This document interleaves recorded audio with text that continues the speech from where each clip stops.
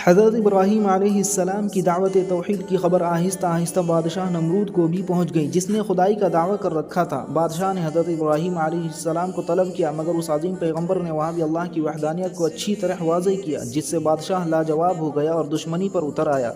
अब वालिद, कौम और बादशाह ने मिलकर सज़ा देने की तदबीर की और एक ख़ास जगह में कई रोज़ तक आग दहकाई, जिसके शोलों से आस पास की चीज़ें झुलसने लगीं।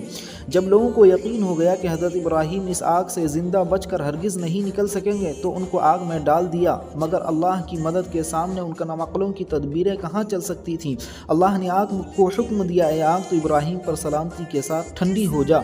आग शोलों के बावजूद उसी वक्त उनके हक़ में ठंडी हो गई और हज़रत इब्राहीम उसमें सही सालिम रहे। इस कुदरत खुदाबंदी को देखने के बाद भी लोगों ने ईमान कबूल नहीं किया, तो हज़रत इब्राहीम ने हिजरत का इरादा फरमा लिया और हज़रत सारा और अपने भतीजे हज़रत लूत को लेकर फ़लस्तीन और मिस्र की तरफ हिजरत कर गए।